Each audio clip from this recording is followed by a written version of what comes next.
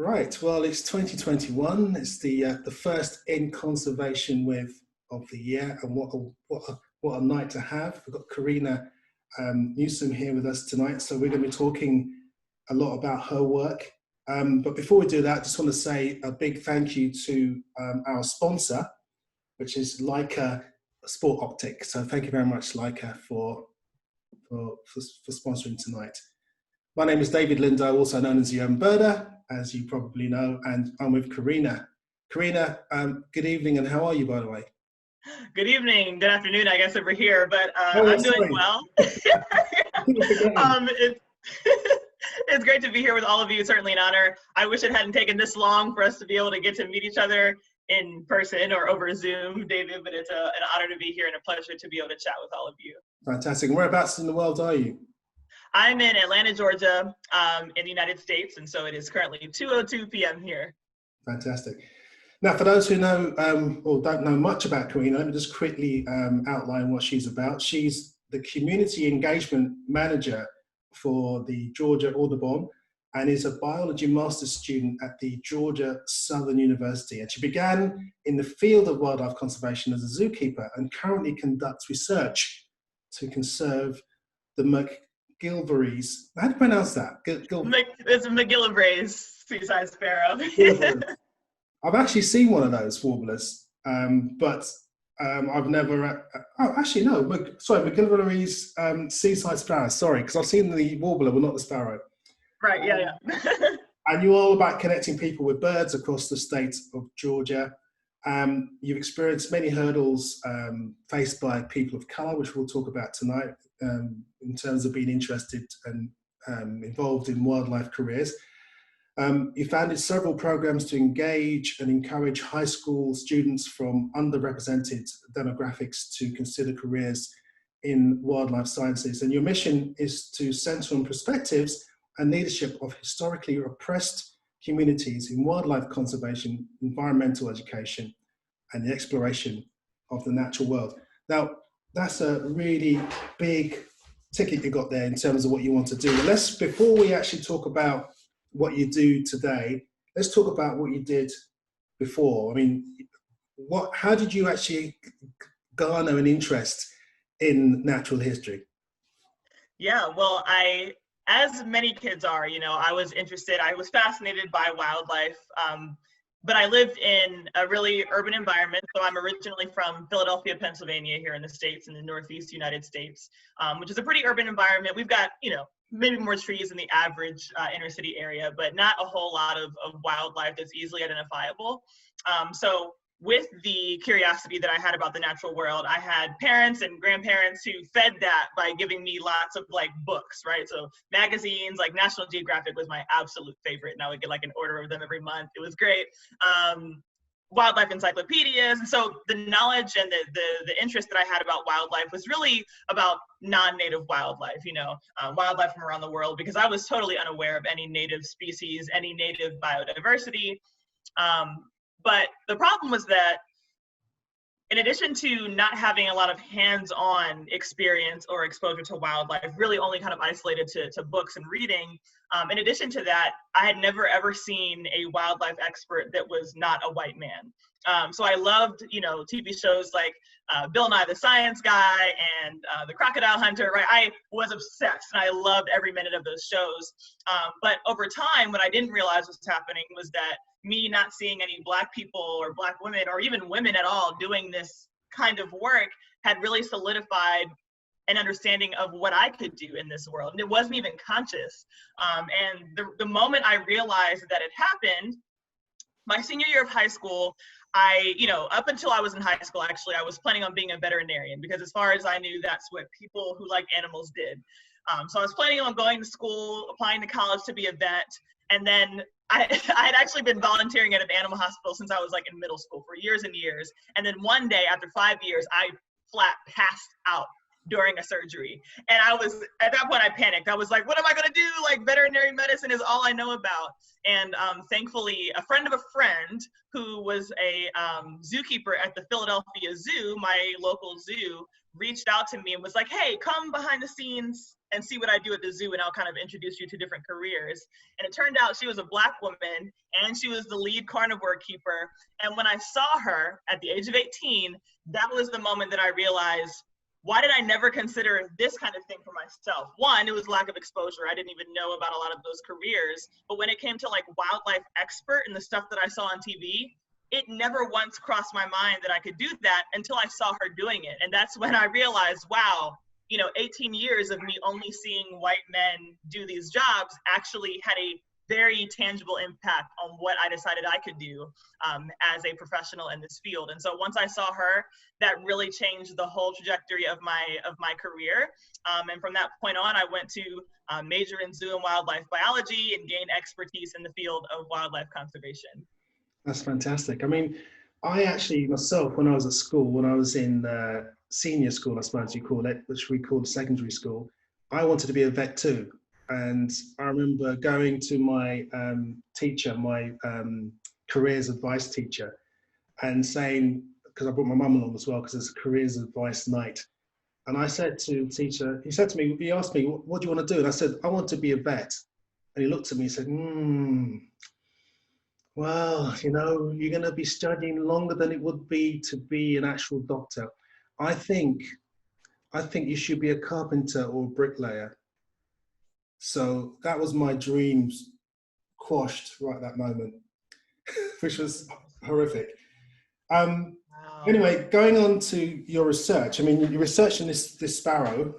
I'd like to know more about that sparrow. I didn't actually realize it was called the Mcgillivray Seaside Yeah. sparrow. There are several different kinds of birds that are Mcgillivrays, what have you, all named after the same, guy, white guy. But yeah, so it can get a little confusing. But yeah, so I study a songbird called the Mcgillivray Seaside Sparrow. And it's a subspecies of seaside sparrow. And this sparrow lives in coastal salt marshes along the Atlantic and Gulf coast of North America. And the subspecies that I'm studying is specifically found in Georgia, South Carolina, and Florida. And I'm studying Georgia populations. And the reason why I'm studying this species is because I have a deep interest in helping to uncover information about birds that will help them respond to a changing world and survive in a changing world. And seaside sparrows in general are really sensitive and vulnerable to the impacts of climate change, specifically sea level rise, as are literally every species of wildlife and human community along coasts around the world. But for seaside sparrows, they're in a really kind of interesting scenario. So because they live in a tidal environment and they build their nests and raise their offspring in a tidal environment in the coastal marsh, they are adapted to twice daily flooding, right? Because the water level, especially in Georgia, rises and falls dramatically twice a day.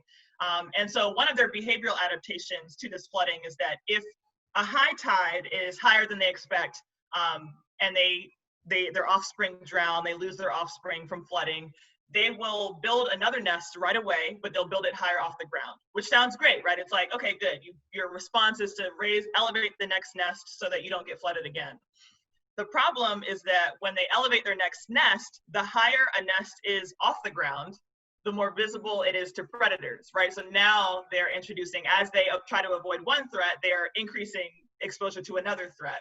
And because we know that sea level rise is currently and will continue to increase the average height of high tides, and therefore we can expect it to increase the frequency of nest flooding, we're concerned about the fact that seaside sparrows are essentially constrained in their ability to respond to nest flooding, right? Because if they continue to elevate their nests, they will then increase their exposure to predators. So my question kind of surrounds the nest predation side of this issue.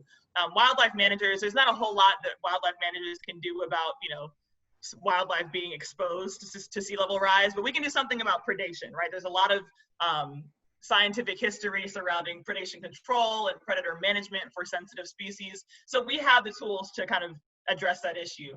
So my research focuses on understanding where nest predation is most likely to happen across the landscape of their breeding habitat. Is nest predation most likely as you get closer to roads or as you get closer to the main tidal rivers? Is there a spatial pattern? So that as sea level rise intensifies, and another issue that it'll cause is that it literally is engulfing the marsh, so reducing and fragmenting the available space that they have to breed and nest. As this scenario gets worse, wildlife managers can put up essentially management tools to restrict access of predators in areas where they're most likely to occur, and kind of essentially optimize their efforts of predator control in the future. So that's kind of like a long answer, but that's kind of what the scope of my research looks like. And so for data collection, I'm basically spying on animals all the time. So I've got video cameras that are placed on top of nests, so I'm recording the activity in nests. I also have camera traps across the salt marsh to record the occurrence of predators. A lot of pictures and videos to scroll through, but it's a lot of fun. Fantastic. The Seaside Sparrow, wasn't there another race that became extinct on the East Coast, wasn't it? Yes. The dusky Seaside Sparrow that was found in Florida is now extinct. And it's sad, like the last known dusky Seaside Sparrow was wiped out by like a Disney development, like Disney World or something that built, some sort of structure in Florida. So yeah, that is an extinct subspecies. That's pretty sad. Yeah. Are there any species, do you know of, that are actually named after Black people? Well, I don't know that Audubon would consider himself Black, but there's been kind of rumored history that one of his parents might have been Haitian or something like that, and so there might be some Black in his blood. If you want to count that, that is the closest thing to any bird being named after a Black person that I'm aware of. That's interesting, because I used to work on a program in the UK, and I remember suggesting a strand whereby we sort of look at Black naturalists and actually expose them and talk about them. They weren't interested in that. And to be honest, it's something that you really need to study, because there's no one that jumps out immediately, really. I mean, they're all kind of backstage people, I suppose, if they were allowed to be naturalists. Right. And you even think about and I'm not going to get into this right now, but just the pattern of discovery and the assumption and the operating as though the white folks who showed up in what is now North America or any place on the planet were the first person to know and understand the species, and therefore get the bird or animal named after them, is almost like erasure of the people who have known about those species for millennia and have interacted with them and studied them in their own ways. So yeah, I'm with you. Yeah, I read that whilst you were doing your research, I mean, Georgia, I mean, my personal knowledge of Georgia is not much. I mean, I've been there one night, stopover, so it was dark, so I didn't really go anywhere. But you were saying that obviously it's a bit of a hotbed when it comes to racism, and sometimes you felt a bit uneasy. Can you tell us about that? Yeah, and one thing that I like to always clarify is that, so I'm from the North in the United States, which if you are familiar with like the history of slavery and Jim Crow and segregation, like the North is in theory less structurally racist than the South as far as history is concerned, but there is racism, I would say, in equal measure in both the North and South. It just presents itself differently. But being from the North, there is a definite culture difference from being, compared to being here in Georgia. And one of the things that I noticed was that like there is just a lot of, particularly where I was doing my research in a very, non-urban, kind of rural, coastal town, a lot of very kind of overt racism and erasure and strange culture, right? So for example, in the South, there were a lot of plantations that produce cotton and indigo and various agricultural products, and so a lot of those plantations have been preserved. And in Brunswick, Georgia, South Georgia, where I am, there are lots of plantation museums, right? And of course, those plantations have horrific histories when it comes to the treatment of Black people and Indigenous people who were removed from the land, right? Forcibly, violently removed from the land. But you go to these museums, right, and you go on a tour, and they paint this somehow paint this positive picture of like people who were kidnapped and enslaved, kidnapped and enslaved Africans and their relationship to their kind masters. And it's just like, what kind of like false historical revision is this? And it's hurtful to even see that. And then my advisor, who's a white woman, before I came down to South Georgia, she warned me. She was like, this is the social environment you're walking into. This is what you can expect to see. This is what you might encounter. This is what I have seen firsthand when it comes to racism. So I didn't go in blind, thankfully. But you have kind of institutions like that. They want to preserve the structures that enslaved people lived in. They host plantation parties where they hire all Black wait staff and have all white party attendants. Just very like, what kind of universe is this? And then one of the, I guess this summer, the most, I guess, upsetting and disturbing event that happened was in Brunswick, Georgia, again, where I was doing my research. A young man named Ahmaud Arbery, who you may have heard about, was murdered in broad daylight by two white men, a father and son, and actually 3 white men were participated in that, in his murder. And that was literally on the edge of the marsh that I do my Seaside Sparrow research in. And that created a whole like complex of, and not to center myself, right, because the real victims are Ahmaud Arbery and his family.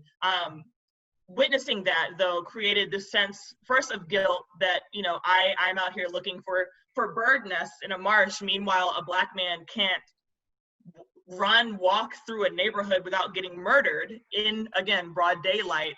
And I'm out here looking for Seaside Sparrow nests while people are on the front lines of protests in response to this, taking of life here in Georgia and around the country, right? There was a sense of guilt, but also just I was grieved that, in such a beautiful place when it comes to natural history. I mean, the Georgia coast is the most beautiful place I've ever seen when it comes to natural spaces. Black people are not safe to explore this area as white people are, especially not a Black man, especially not a dark-skinned Black man. And so that reality in South Georgia here really has created a complex combination of emotions, right? I'm doing my dream job, I'm doing what I've always wanted to do, but it can't happen without a Black person being murdered down the street, So that's kind of what my experience has been in Georgia, South Georgia. Research. Yeah, it's really frightening. And when you think, I mean, in the UK, as a Black person myself, obviously, I've always felt once removed from what happens in America, because of course racism occurs in the UK and used to, especially when I was younger, in your face and not good. I mean, now it's a lot more hidden, I suppose, but it's there still. But then you get situations that happen in the US, which are just several stages on from what we experience in the UK. And I know people have been murdered in the UK, of course, but it's just, very, very frightening. And I wonder, I mean, in your work, I mean, for example, your work is all about trying to get people, especially people of color, involved in nature and conservation. Last summer was a very traumatic, tragic one, due to the death of George Floyd and all the other incidences that happened, and the Black Lives Matter movement rose again. I felt during that period, because in the UK, people like myself were continually called by, friends, people that didn't know, organizations, media, for almost to make them, some people to make them feel better. I had someone actually write to me and say, I do this and do that. What else can I do? Because I feel as if I'm not doing enough. All the way through to newspapers contacting me, asking me for my opinion, and others as well. And for a while, I couldn't give an opinion. I wasn't sure what my opinion was, because I needed to assess what was going on. You obviously, it felt as if you were on the front line. And I know the incidents in New York, in Central Park, with Christian Cooper, the black bird watcher who was threatened by a white woman. who wants to call the police on him for telling her to control a dog. That sort of stuff was like horrifying. And I know that you and others set up a Blackbirders Week, hashtag Blackbirders Week, to try and sort of, not combat it, but to try and raise awareness. Can you tell us a little bit about that? Yeah. So essentially the Blackbirders Week, I guess, movement really started in response to that incident with Christian Cooper, who is a birder that most all of us had heard of, and some of us even knew, like Jason and his brother Jeffrey, who are from New York, know Christian personally, right? So like to see this happen, like it wasn't shocking as a general, as part of a general pattern, but to see it happen to someone so close and to someone, and not that he needed any qualification to not have that happen to him, right? Like he doesn't need to be a Harvard grad, he doesn't need to be a super mild-mannered and kind person, but he's all those things, and it still happened to him, right? So seeing that was very jarring, and so there was a group of us. Probably like 100 people in a group chat that Jason Ward has started. Jason Ward is a birder here in Atlanta, Georgia, where I am as well, a friend of mine. And like 100 of us literally met each other on Twitter, Black people who were in the STEM space. And so he was like, let's make a group chat. So we all like jumped on a group me and just like, had a space for us to connect and just enjoy being Black and outdoors together. Anyway, when Christian Cooper's sister posted that video on Twitter, of course we saw it. And, one of my friends like put in the group chat, like, we need to do something to celebrate Black birders. And then another one of my friends was like, we should have a whole week to celebrate Black birders. And then people started throwing ideas to, in about what we should do to celebrate Black birders and to bring awareness and open the conversation about, the issues that you just described here, David. And literally within 48 hours, 2 days, like we had crafted an entire week of, online engagements, and people, made graphics. I mean, it just like came together very, very quickly. And it ended up really kind of surpassing at least my expectations. Like I knew, there are a lot of us, right? A lot of hands on deck, but the reach that it had really, really surprised me. And the goal of Black Birders Week, there were three main goals. One was to create a space where Black people could just have joy together around the outdoors and around birds and share that no matter where we're from, right? The power of the internet allows us to engage with people all over.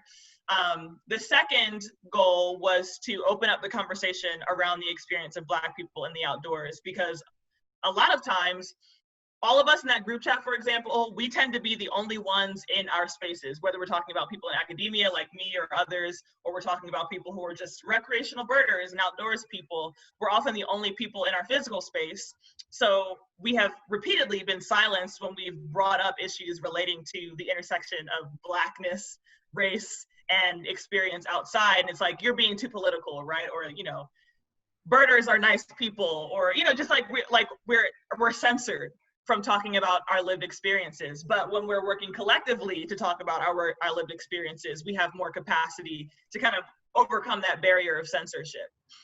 So that was the second goal, to kind of force people to hear us for once. And then thirdly, we wanted to kind of illustrate the importance of diversity in outdoor exploration and conservation, specifically when it comes to birding, right? The activity of birding is literally the celebration of diversity. That is all that it is, right? And to think that this field that exists solely for the celebration of avian diversity is so homogeneous when it comes to the people who are actually doing it, is so white, is so, like very limited in when it comes to the age of the people who are participating, the ethnic background, socioeconomic status, all of that. It's like, how is there so little diversity here? So we wanted to kind of articulate the importance of diversity, not only of birds that we don't have to explain, but also of the people who are enjoying birds and the people who are being engaged in education and outdoor exploration around the love of birds. So those were kind of the three main goals of Black Birders Week. Yeah, it's interesting because, again, in the UK, there was a lot of stuff going on with the Black Lives Matter as well. And I felt in some respects, there's people out there who are basically using it as a fashion sort of comment, really. It's fashionable to be kind of having that motive on your social media page, what have you.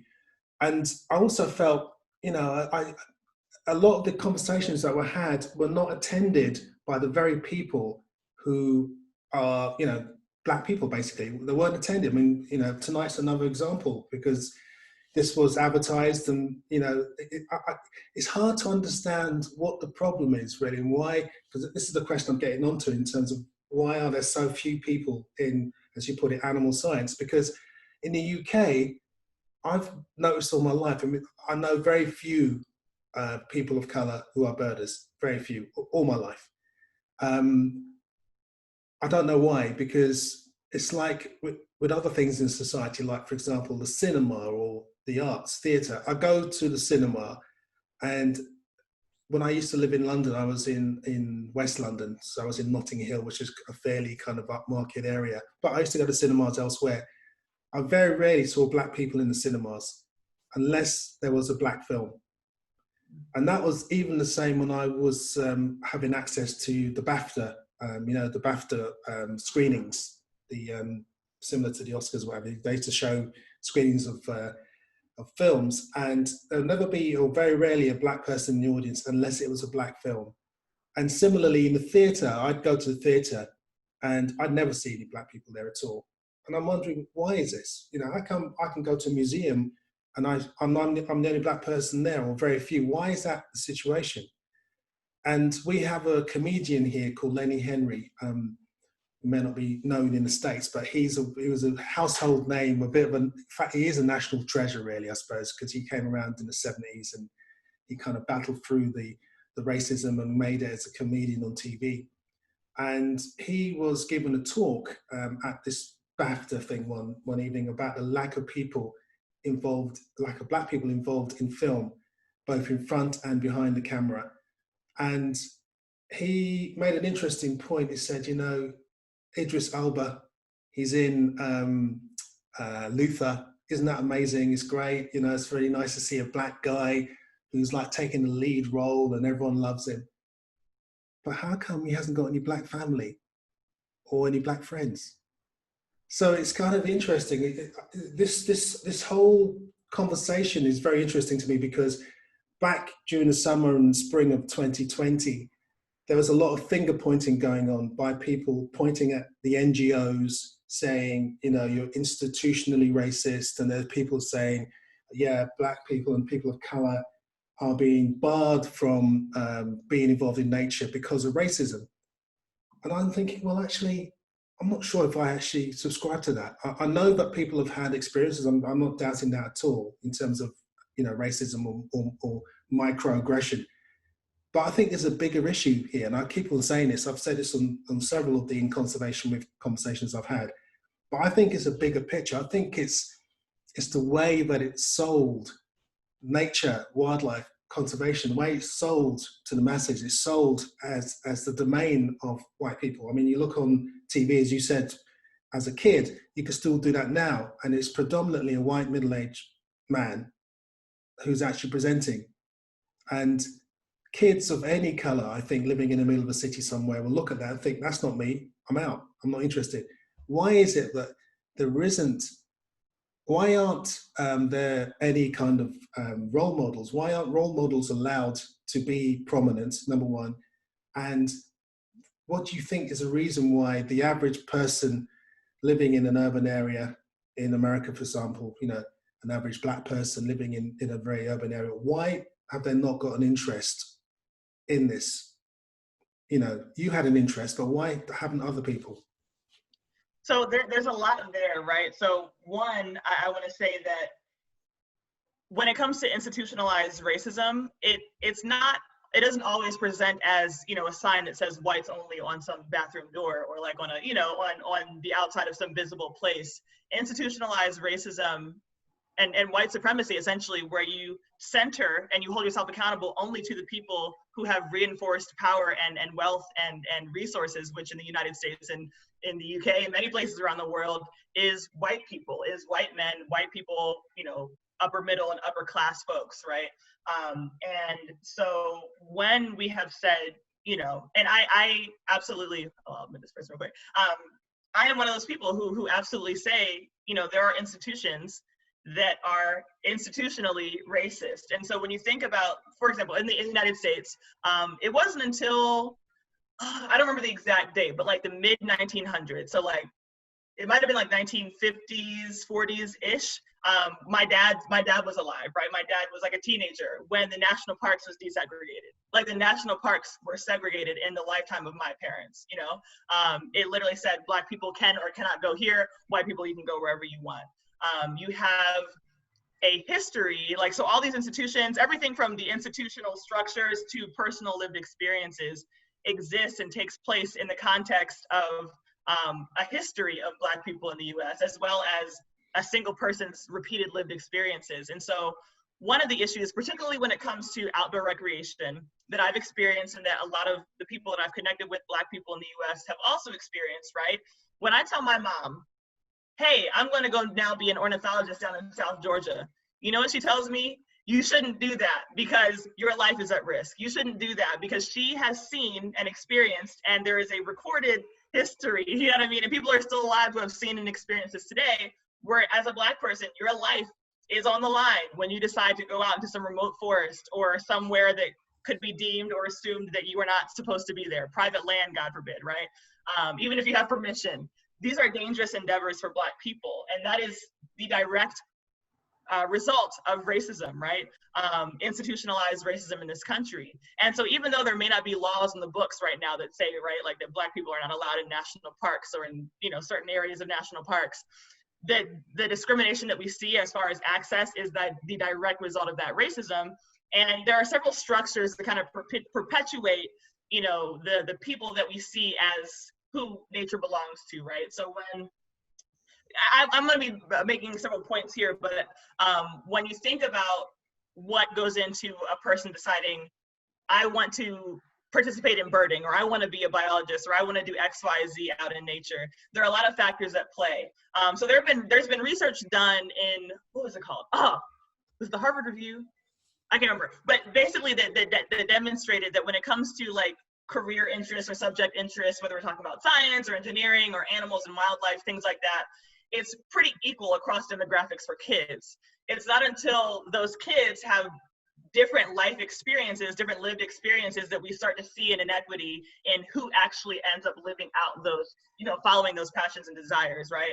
When a woman is told that, or shown that a certain path of career is not for her, or a Black child is shown or told that a certain path of career is not or should not be for them, it's not until they have those experiences that filters in, you know, unequally who ends up in those fields.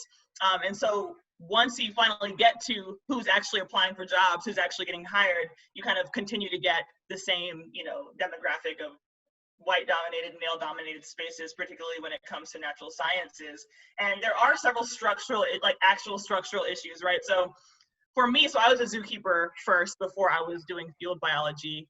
And both in zookeeping and animal care and the professional animal care field, and even for some like many like biological positions, you are required to put in several years, usually several years of completely unpaid labor, but sometimes if you're paid, it's like very low. You usually have to have multiple jobs if you don't have someone supporting you. And you know the demographic that is most likely to not need to have multiple jobs to take those opportunities, they're white folks who have the money and already have the power and the access to those resources. And so simply a structure like you need 3 to 5 years of internship experience that is unpaid automatically filters out a whole section of the demographics of a country or of a population of people that are disproportionately, like largely disproportionately Black, Indigenous, and other peoples of color. And so that's just like one example of like a structural issue that essentially ends up targeting and specifically excluding people of color in the field of wildlife sciences. But then you have lots of other ones, right? Like in order to really get experience in biological sciences, you have to go out to a remote place, which is going to, for sure, not be as safe for a Black person or another person of color compared to a white person, right? So there are several factors when it comes to the structure of getting into the field, in addition to the lack of representation that end up reinforcing the homogeneity of natural sciences and even birding. And then the other thing I want to say, I'm throwing a lot of information out there, David, I apologize about this, but one of the interesting things that I realized, right? So if I say, you know, if I go to, and this is anecdotal, I don't have any like real research to back this up. If I go, you know, if I sample the population and I say, who among you are birders, right? It's going to be mostly white folks. Like even the term birding That's a white people came up with that term. You know what I'm saying? However, if I were to take that same cross section of a population of people, right, and say, how many of you like birds? You would probably get a wider diversity of people, right? So there's a lot of, you know, even like language and word choice and you know, culture elements that end up kind of centering whiteness, right? Where you might have a lot of people who like birds and can actually identify birds outside in their backyard. They would never necessarily call themselves a birder or a hiker, or, you know what I mean? Like, so there's probably a lot of interest that's not even being accounted for, simply because whiteness is essentially what has created the standard of language and word choice and culture in the realm of mainstream birding. That was a lot of stuff. That was a whole lot of stuff. But I hope that somewhat made sense. It's interesting. I mean, in the UK, I mean, for me, I've grown up in the UK. I started my career as the urban birder 15 years ago, but I was birding way before then.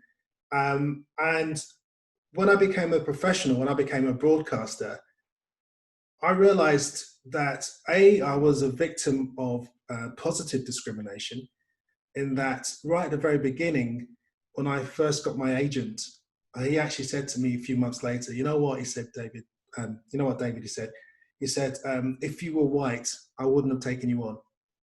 And I said, why is that? He goes, well, you know, it's obvious, you're black, you know your stuff, but if you were white, I wouldn't have taken you on. And similarly, I had a gig on the TV show called The One Show, and the commissioning editor told me to my face that you're only on this because you're black. I think you got a talent, but, you know, because you're black, that pushes you across the line. And I'm thinking, you know, that is not good. And then over the years, there's lots of instances where you kind of think to yourself, why aren't there other people doing this? And I felt at first a bit nervous about speaking up, because if I said anything, it would seem as if I had sour grapes. It would seem as if I'm only saying this because I'm not being on TV, or I'm not doing it, so I haven't got that opportunity. But the more I think about it, and I think especially since last year, but certainly before then, I've realized that there are certain instances where they do favor, you know, someone who is a classic traditional person. I think the BBC, as far as I'm concerned, seem to do that all the time. And they have their kind of little tick boxes where they got a woman, they've got a person who's got disabilities, they got a black person, which they wheel out and they put them on for their quota, 5 minutes, tick a box, we've done it, you know, we can carry on doing our thing. And I remember being told a few years ago by the then head of BBC Two, he said to me, the reason why you're not getting any work, David, is because you haven't got a knowledge. You need to go to university and come back, you know, with a zoology or a biology degree or something, which I thought was a bit, you know, that again didn't sound right to me. It didn't sound like sound advice. So in the UK, it's a very different scenario, because there aren't, I mean, I've already interviewed Jason Ward and Drew Lanham here in Conservation With. There aren't many, you know, prominent people of color or black people within this world. There are more in America, and I suppose it's because there's a bigger population, but there are more, which makes it a lot more difficult. Whereas, you know, we don't have the out and out racism like you have in the US. We just don't have the numbers here in terms of having some kind of movement that can push forward. Do you think, well, firstly, how are you going to turn that around? How are you going to get people to sort of, to consider being involved in nature? Do you think also that a new administration will make a difference? Because I think the previous administration seemed awful when it came to all that sort of stuff. I mean, not only that, but also to the environment in terms of how it was dealt with. So there are the two main questions I want to ask you, because, by the way, Zoomers, if you look on Corina's Twitter feed, great Twitter feed. She's an upcoming star, by the way. She had like 2 followers a year ago, now she's on like 80,000 or something. But your feed is filled with inspirational people of color who are also scientists. I mean, I saw one person, Raven, the science maven. Yeah. Who is a molecular scientist, but also a rapper. And I think that's so cool. Why firstly, why hasn't she got a TV show? Why haven't people like you got TV shows to get other people involved? Why is it always a traditional thing? But anyway, I've given you about 100 questions there, so over to you. Yeah, so to kind of start with your first question about how we're going to get people, a more diverse audience represented, I think what I'm finding more and more, David, is that the narrative in which I try to engage a person around nature actually matters a lot, right? So if I am engaging people around the white-centric, Eurocentric narrative of national parks and outdoor recreation in this country, that lacks appeal, right? Because I don't see myself in that story. And in fact, usually we're erased from that story. However, if I am centering the stories and history of Black people in nature, right? So the quote unquote non-traditional, AKA non-white story of people and their relationship with nature, there is a whole history there. There's a whole history of how Black people have engaged with the natural world in ways that we don't even learn about ourselves as Black people. And it's not until recently that I'm even discovering how we engage with wildlife, how, and it wasn't under the name of Black hiker or Black bird biologist or ologist of any kind, right? No, it was about how they survived as enslaved people, using the natural world as a mechanism to survive, as a mechanism to escape slavery. You know what I mean? How do we use the plants and the animals to our advantage? Like, how did we interact with them and learn about them and use them to help teach and share principles of moral principles, a whole history, right, that I don't know about. And that as I learn about it, I'm like, wow, I see, for the first time, I see myself in the story of the natural world. And granted, I have gotten this far without having really any representation until recently, without seeing very many Black people in this space until recently. And that's because I just was lucky enough, literally luck, to have parents that looked at my career and didn't say, you shouldn't go into that because that's not a thing that we do. They gave me books, right? When I said, hey, I'm going to do an internship at the Philadelphia Zoo, we couldn't afford for me to not work for free, but my mom busted her butt so that I could work for free and get this experience that I needed. But most people can't do that, right? So I'm here because the right stars aligned. It should not take the right stars aligning for a Black person to be able to get into this career. And that's one of the bigger problems, right? Is that you have to get lucky enough. It shouldn't take luck. It should take hard work, dedication, passion, like it does for white people, and sometimes not even that, to get into this field. And so part of getting people engaged is to, one, show them how they fit into the story of the natural world, where they live in the United States or more locally, wherever they reside in the US. It's also making people who are already here, people who have trudged through white supremacy in these spaces that manifest in so many different ways, oh my gosh, to make ourselves visible. One of the reasons why social media has been so powerful is that not only can Black people who are already in this space connect with one another and build capacity around activism together, we can also make ourselves more visible to young people who are like we were, who knew literally no other Black people in the space, right? Now we can mentor people who are across the country, sometimes in different parts of the world, and say, hey, this is my experience. If you have any questions, ask me, call me, right? Like I've called complete strangers, telling my story to them, young people of color, sharing my experience, my insight about how I got to where I am. And that's very meaningful. And so being able to connect and be visible, not only visible, but also share my story and my expertise directly with audiences that are like me, Black or of color or from an urban environment.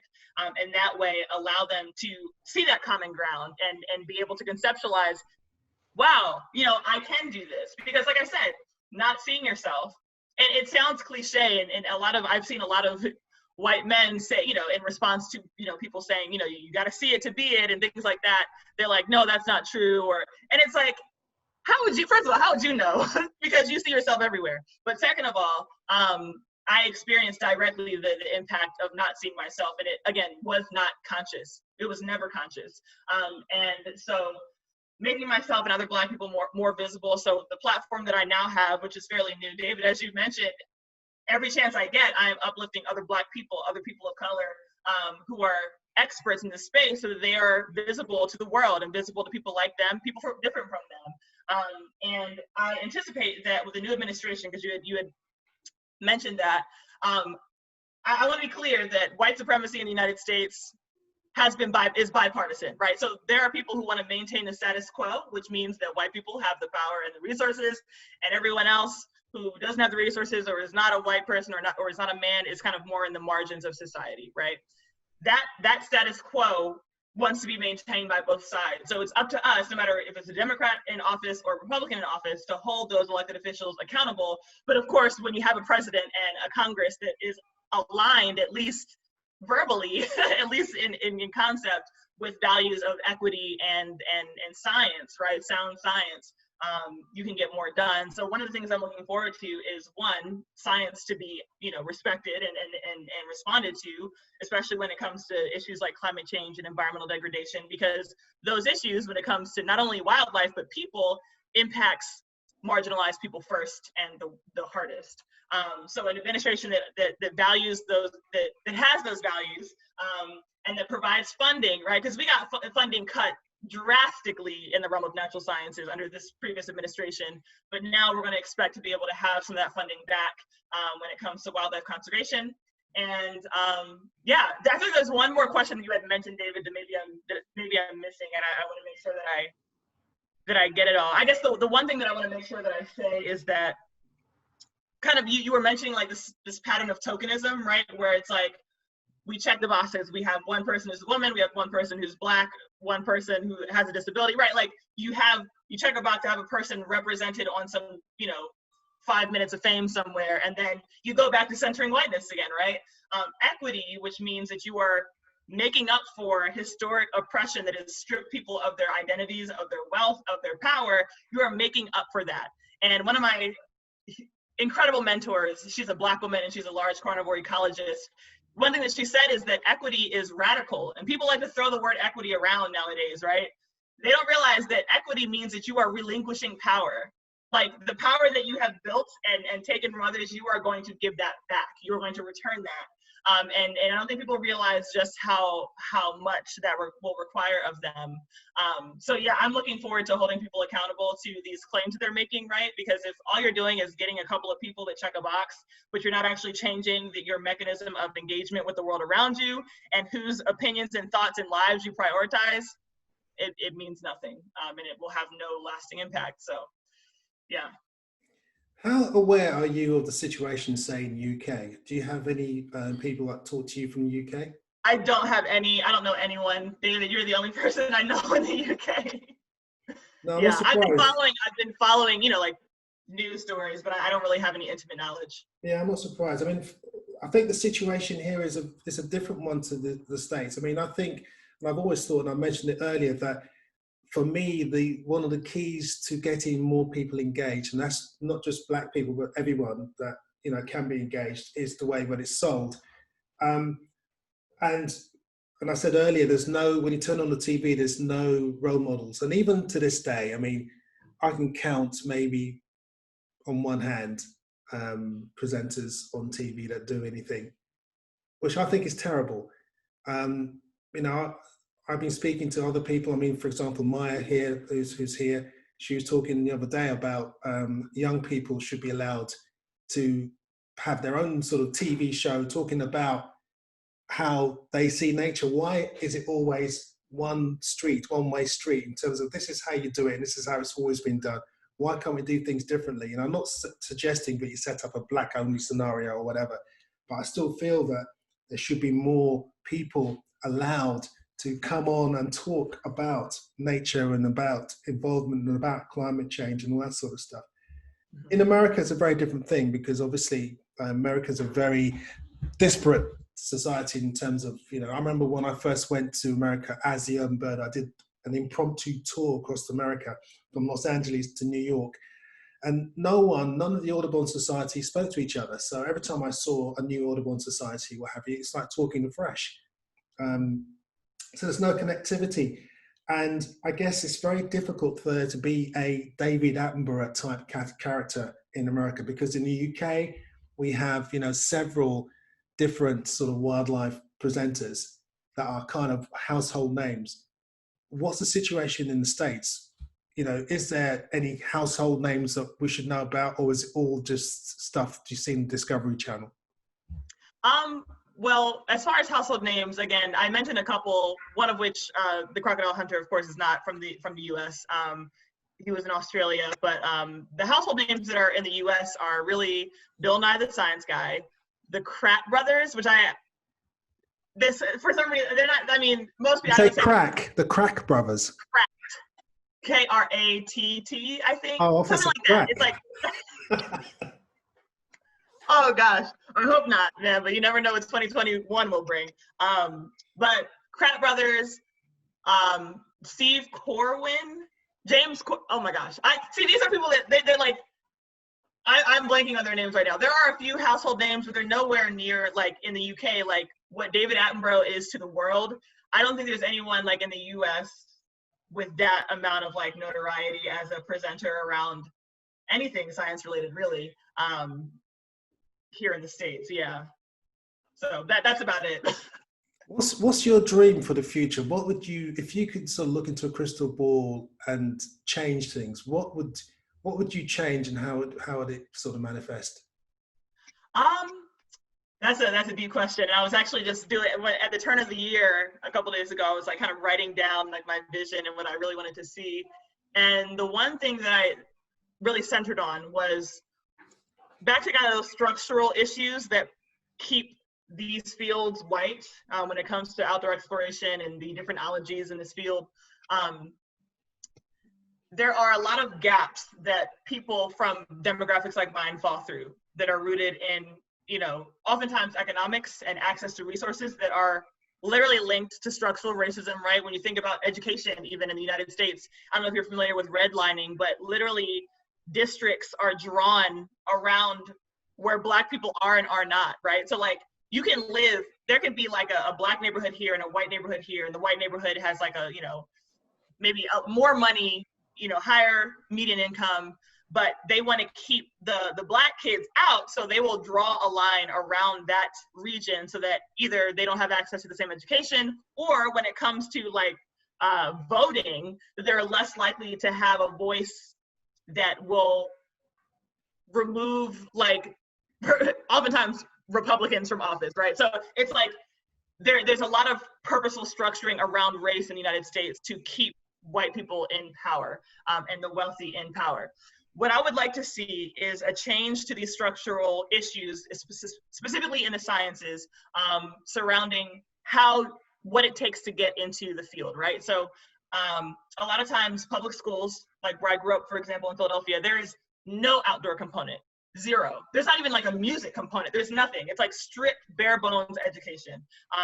So there's no outdoor component to education, right? So filling those gaps, providing outdoor wildlife education to particularly students who do not have access to it, so that they can even realize an interest that they maybe didn't know they had because they didn't have access to the information, right? So education, addressing education, both from young children all the way up through high school, then having opportunities for them to get hands-on experience in the interests that they're building, right? So if you're in middle school and you're like, you know what, I really like the idea of animal care, or, you know, going outside and looking for birds or looking for reptiles and amphibians, there's something that they can do, that they can hands-on do to kind of invest and continue to light the flame of that passion. And then once they get to high school, right, now it's important to start thinking about college and being competitive for college, right? Being able to get hands-on experience that pays them, right, even as high school students, to get that experience. Because high schoolers, where I grew up and in many urban centers around the United States, are working to support their families, right? So like, they might love animals, they might really love the idea of working in wildlife, but they have to work to provide for their family, so they can't afford to do something for free. And that, you know, spans across generation, you know, across ages in the city environment. So hands-on learning experiences that pay high school students and pay them well enough so that they don't have to have a second job. And then once you get into college, right, the next step for them would be to do internships, college internships that pay them a full-time living wage to do that work. And there's, you know, eliminating the culture of the expectation of free labor, that's dead, okay? Paying them for their work to get that experience. And then once they get that experience and now they're, you know, they're moved on from being competitive for college to now being competitive either for grad school or for a job, right? Okay, what's the next step? Where do we see gaps in access to resources? Filling those gaps, right? So if you are a Black person, it's very likely in this day and age that you don't know any other Black people, right? So connecting with mentors in the field, right, as you're entering early career stages of whatever field of study you want to get into, particularly in wildlife, matching them with mentors providing opportunities for connecting with professionals in the field and networking, because again, if you know no one from the field, it's going to be really hard to know how to network. So networking opportunities, professional development opportunities, connections with mentors.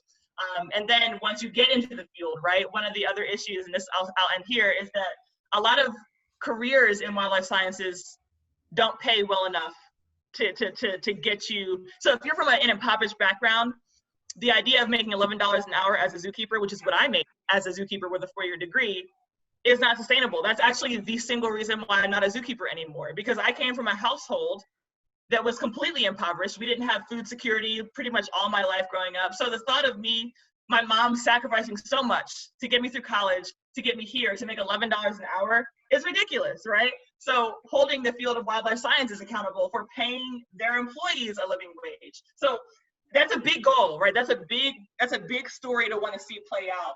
But the desire of my heart is to see those systemic, at different levels, at different stages, those systemic, essentially holes in the pipeline that keep people from my background from being able to make it in this field, seeing those filled in, and being able to, in the next 5, 10, 15, 20 years, see the demographics of wildlife scientists and outdoor explorers match the demographics of the people in this country. So that's what my overarching goal is. And when it comes to me personally, like, it would be cool to be on a TV show. Like, I don't have like a particular desire to just be on TV for TV's sake. I really like interpersonal interactions and education, but I also know that it's important that people see people like me and like the professionals that I've had the privilege of meeting over the years, like Jason and Drew Lanham, and so I would certainly love to do something like that. But yeah, that's kind of that's what my perfect world would look like, David. That was a long answer, but that's what it is. Well, I think you'd be amazing on TV, and I just really hope, A, that your dream comes true in our lifetimes, and B, that you do get something. You should be on TV without a doubt, and I'm sure the Zoomers would agree with me. Now, I've got a massive question for you. What's your favorite bird? Oh, yes. My favorite bird is the blue jay. And the reason why is because that was my gateway bird. Like, I had to take ornithology in college, the study of birds, and I was actually very much dreading that class because I had heard from, when I was a freshman, I heard from the seniors that, like, oh, you have to take this bird class where you memorize like 150 species of North American birds. And I was like, there are 150 bird species in North America? Like, I didn't even know that, right? And I was just like, I imagined that they were all the same size, same color, sounded the same, and I was like, I'm going to fail. This is going to be the first time I fail at class. And I got there, and on the first day, my professor put a picture of a blue jay up on the screen, and I literally, David, yelled in class. I was like, what is that? And everybody looked at me like, that's a blue jay. I had heard the name blue jay, but I'd never seen one before. And when I saw that, David, ever since that moment, I have been chasing and stalking birds. Fantastic. And speaking about chasing and stalking, if you could be anywhere on this planet right now, notwithstanding the current pandemic, where would you be? I would be in Costa Rica, which is the most biologically diverse place on the planet, where there are lots of birds, but also yes, Dennis, yes. Thank you for that. I mean, look at that bird, right? Like, there's nothing like that bird. Where there are really a diversity of bird species, but also ecosystems and other taxa of wildlife. That is where I would be exploring to my heart's content. Yeah, it's funny because a lot of people actually mention that place, that country, as an answer. Really? Okay, Zoomers, just to let you know, tomorrow night's been cancelled, unfortunately. Catherine Hamilton, who was going to be talking about her art, she's going to be on another time. But on Wednesday night at 7 p.m. GMT, we've got Wendy Clark. For those who don't know Wendy, know of Wendy, she is the publisher of a magazine called the Birdwatchers Digest in the US, and she's really moving forward to try and engage people in birding in the States. On Thursday, January the 7th, I got a guy called Ben McDonald, who is an English writer, researcher, TV researcher on natural history programs, and he's talking about urban rewilding and combating ecological tidiness disorder. Now, next week, starting from Monday, we have a series of young people being interviewed by our very own Maya here. On Monday, we got Indy Kemmel Green, who will be talking about, he's only 14, but he looks like he's 18, 19, he looks like a man, and he's 14. Anyway, he'll be talking about fighting rat persecution even in the UK as a young conservationist.